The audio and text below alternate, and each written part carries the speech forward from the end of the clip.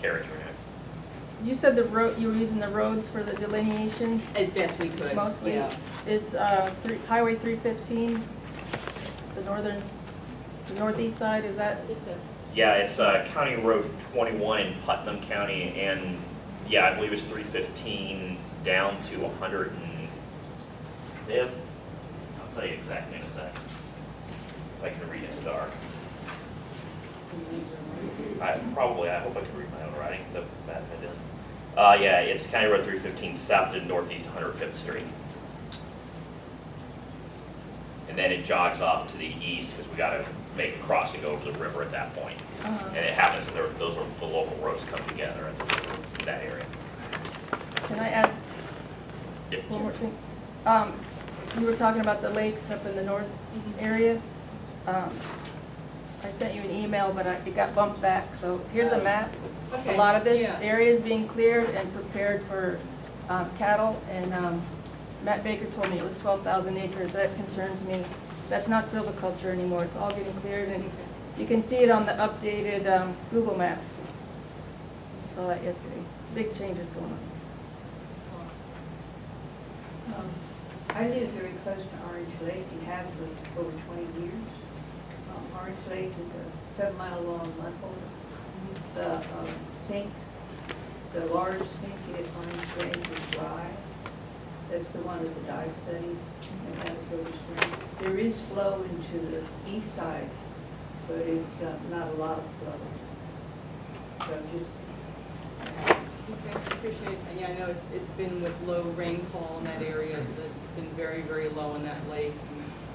Yeah, and Dr. Munch of the St. John's River Water Management District, he's done a lot of studies on Marion County in that area, and he said if you, between 401 and 301, if you look off to either side of those, that the aquifer is right on top.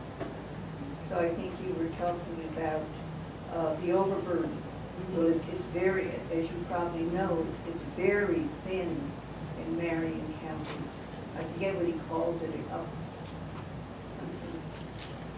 He's got a scientific name for it, I don't remember. Hey, Barry, just as a point of interest, how do we get these PowerPoints? Can we get them? Are they available? Yeah, there's an FTP site. When we send out the meeting notes, I include the link to the DP's FTP site. And if anybody has a question about that, give one of us a call. If you're having trouble, I think up to the last one, a few people called. Just need some guidance about how to find a meeting presentation. But we do post them. It's usually about a week and a half or so after the meeting. There it is, actually right there. That bottom, and also on your agenda, Back it's page. flipped onto the back page now. Should be this, and it is an FTP site. It's not part of our regular website. So that's where everything goes down here. Dave, we got one more person before you in the back, and then Dave, and then over here. So in the, Yes. I've looked at the document that you sent, Evan, and also at the information on the original TMDL establishments. And I know the TMDLs were based on the 100-year travel time as a boundary for that area. And I'm curious as to why you would deviate from that TMDL boundary to what is a larger BMAP boundary. And that's my first question. I'm just not clear on why you would do that. It seems a bit risky to me on DEP's part. And I'd like to know what the reason is for that. I was involved in the TMDL, and I can kind of explain that a little bit. We used. Can you tell me your name? Yes, ma'am. My name is Richard Hicks. Catherine Holland and I wrote the TMDL for Silver.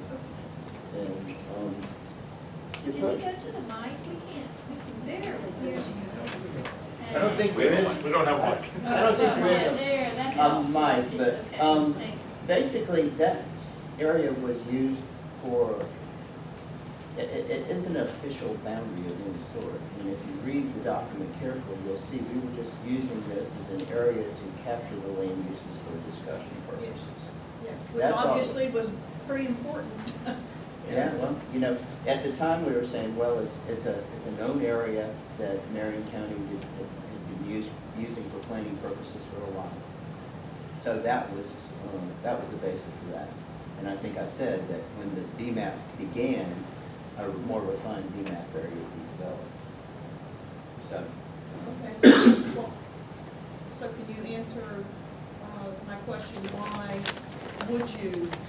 why the 1,000-year capture zone as opposed to one that underwent a great deal of discussion in those meetings, and I think it does have some significance probably beyond just what you said, just looking at land uses, because there, if you read, based on what I read in the TMDL report, so why make that change? I just want to know, because your proposed capture zone is the 1,000-year versus the 100. And I know there, you can propose a larger one or a smaller one, whatever you think is appropriate, but you must have reasons, and I didn't see them elaborated in the document Evan sent, except that there was some concern expressed about conduit flow. That's the only thing I could see, so help me. okay. Well, I believe that, how do I put this? The 100-year, yeah, I'm on the spot. The 100-year travel zone that we've all talked about over and over and over again, Yes. beating the dead horse until it won't get up again. Oh, it's still alive. is, It's memorialized. is based on a model, and lots of people in this room and outside of this room have had concerns about the fact that that model is based on an assumption that groundwater flow moves in a uniform pathway. And we all know in an area where there's limestone, this harsh material, groundwater doesn't actually move in a uniform pathway. It moves in, higher rates in certain areas and lower rates in others. And so we felt like to be protective of the process, what we would do is develop a BMAP area that's more consensus driven, that involves everybody who's going to be at the table to talk about it, and not just be an arbitrary model-based thing. So rather than say, we're going to jump to this and say, okay guys, this is what it is. We're vetting the idea, concept, and coming up with something more refined that probably suits our purpose a little better. It doesn't mean that we're not going to emphasize more projects in an area that may fall within that 100-year zone. It just means that that's going to be the boundary. Let me just ask them, how does, I think I have a different take on this, and I'd like to offer some input to the process. Perhaps meet with the appropriate people. Somebody could tell me who that is. I'd like to. Me and Charlie. Okay. What's can you identify yourself so we know who to get in touch with? I'm Barbara Vergara. I'm with DSB Consulting. Okay. So I think, I have an interest in saying this is a consensus-driven process. Mhm. So I want to offer some input to that, and I think I have some insights that may be interesting to you. So I'd like to do that. I'd like to have an opportunity to present that to you. Also have a question about the way you use the roadway. Even the 1,000, there's a portion of the Adena Springs property, which in the northeastern portion of that property, the flow, to my knowledge, has never been toward the Silver Springs Basin.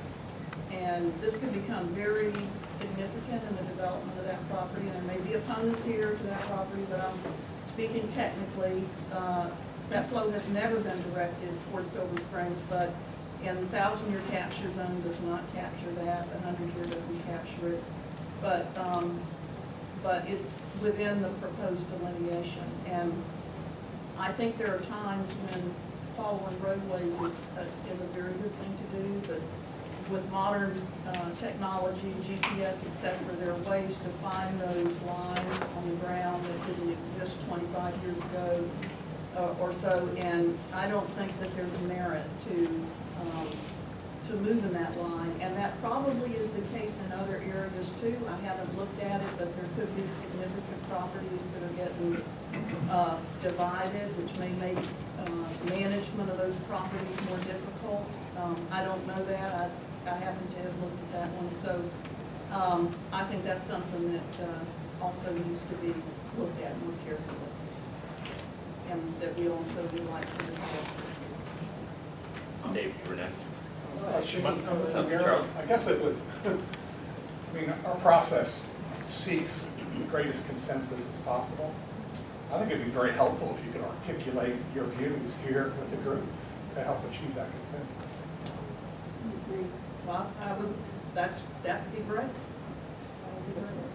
But to have an opportunity to do that.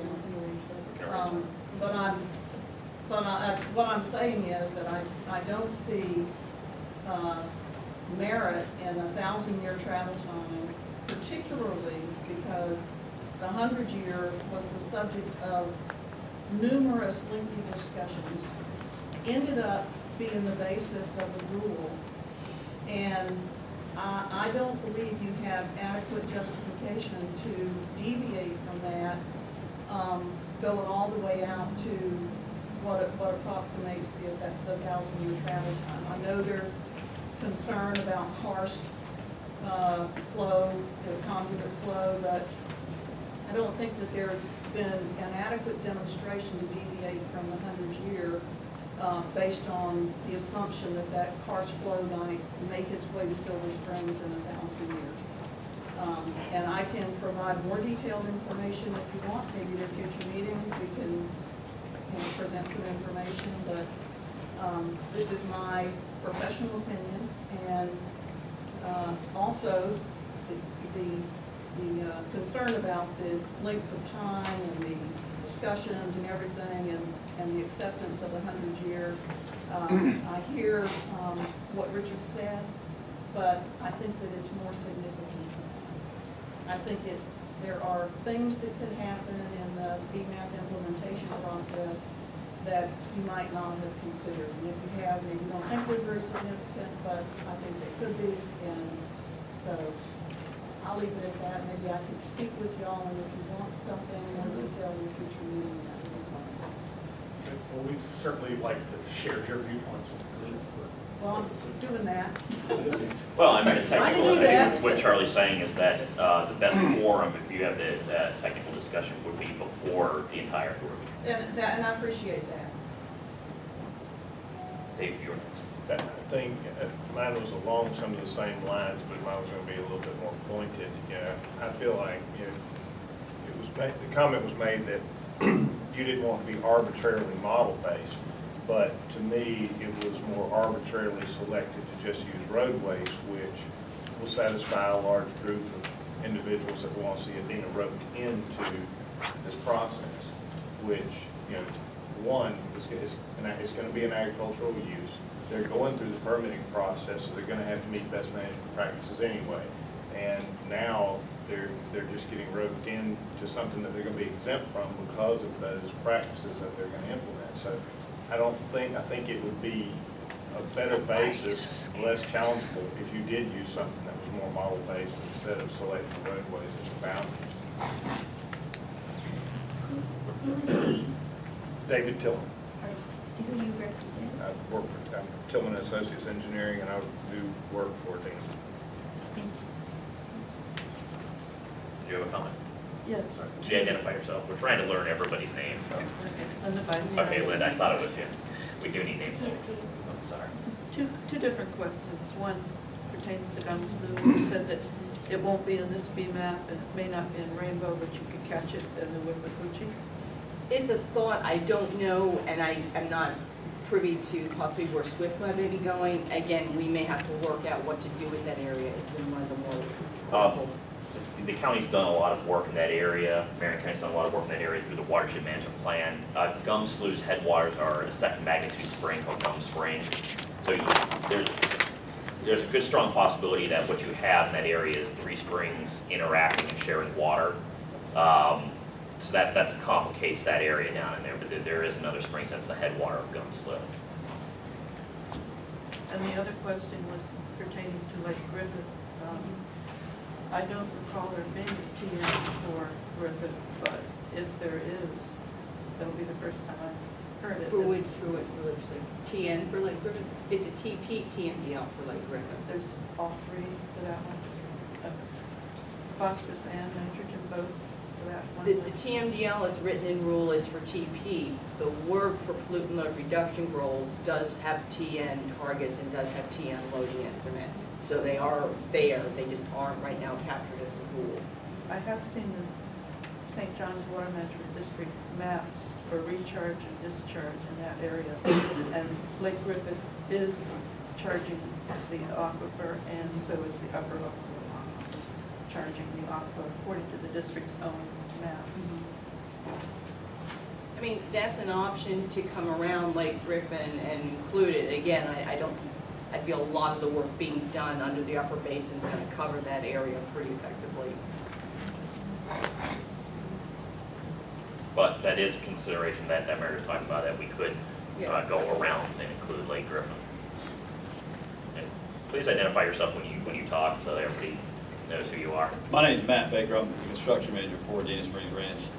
I was just curious, obviously we're probably the largest landholder in either one of these scenarios, and I was just curious, what method do you use or what have you utilized to identify stakeholders? Because we'd like to be a part of this, obviously. Well, and you are a stakeholder. Yeah, I mean, the list I had was basically local governments, and realize that's not a complete list of Right. stakeholders. So we're trying to, if you're in that brown area.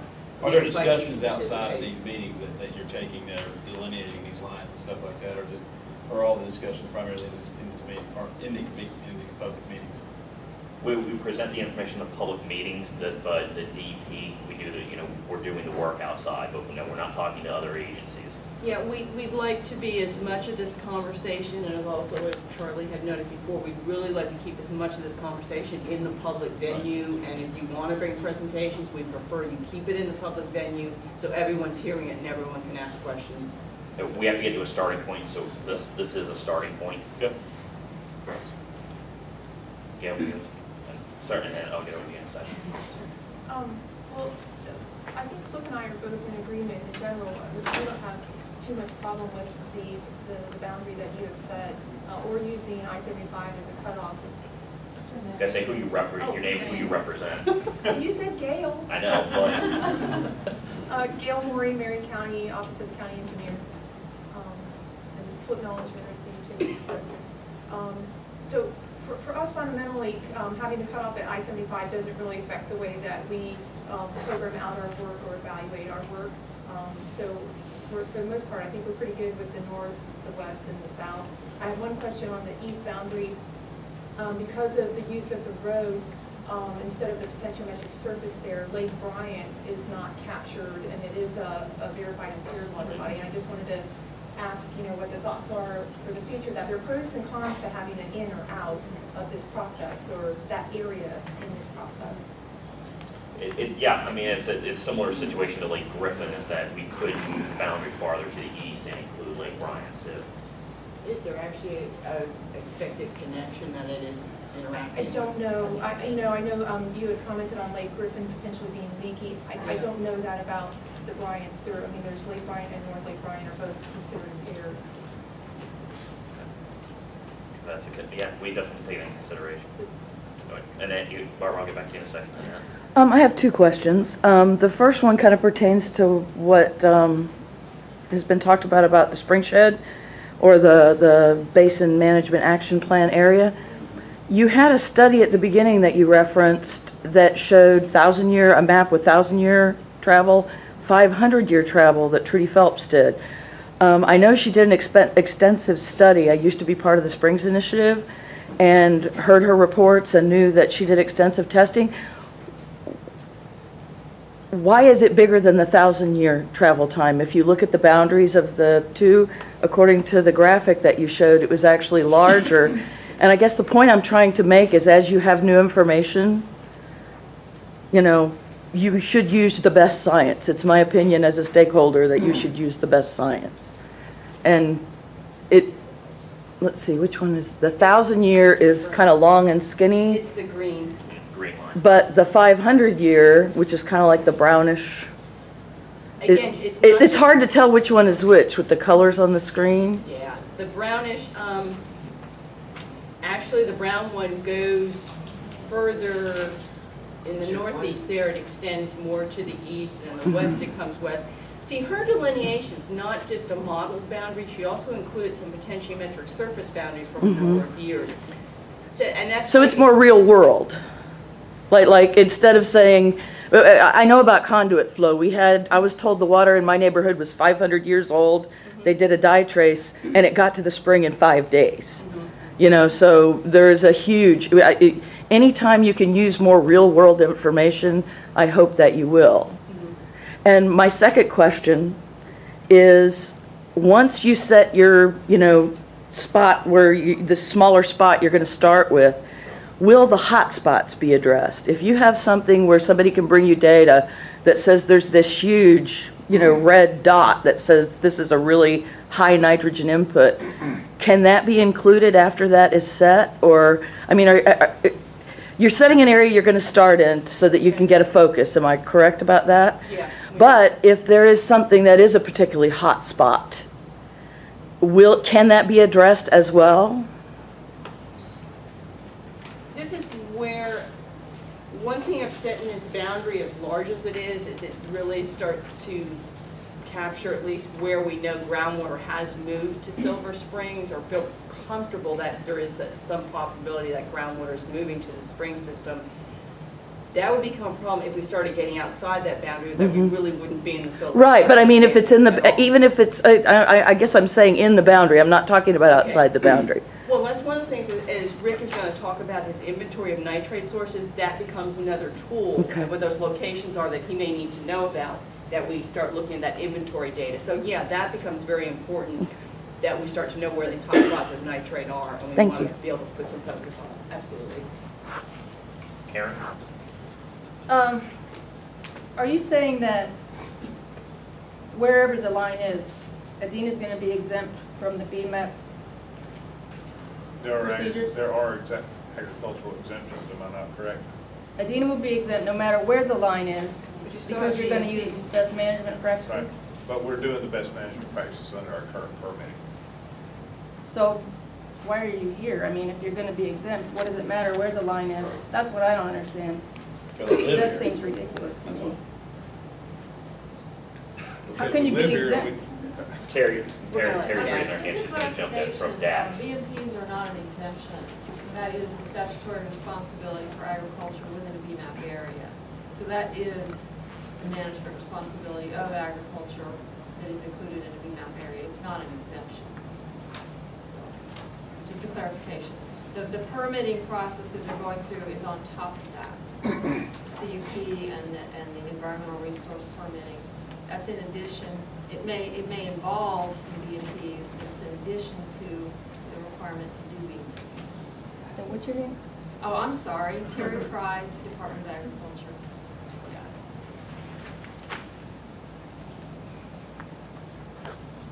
Nick McCray, Lake County Public Works. There's been some discussion about the Phelps report, and I noticed in it there was typing of the water, the tritium and helium-3 age dating, and the water was respectively found, and per that report, to be from Spring, Catfish, Reception Hall, and Blue Grotto, Mammoth Spring, to be 27, 10, and 19 years of age. And I know there's some concern about conduit flow not being accurately reflected in the modeling, but there has been no karst conduit identified in Lake County to show that we have anything other than what the model shows as far as anticipated travel time of waters. And when we get into delineating the BMAP, and the ultimate goal of the BMAP is for us to come up with projects that we can affect water quality in a reasonable amount of time. Knowing that the water that is impaired is roughly of this age, having jurisdictions that are well outside having to do projects and use our resources, taxpayer money, for impacts that may not ultimately materialize for 1,000 years, I don't think serves the BMAP process well, as far as if the goal is to realize a time-sensitive, quick turnaround as far as the investment and see the water quality change and improve, so. Mary, two things with that. First, the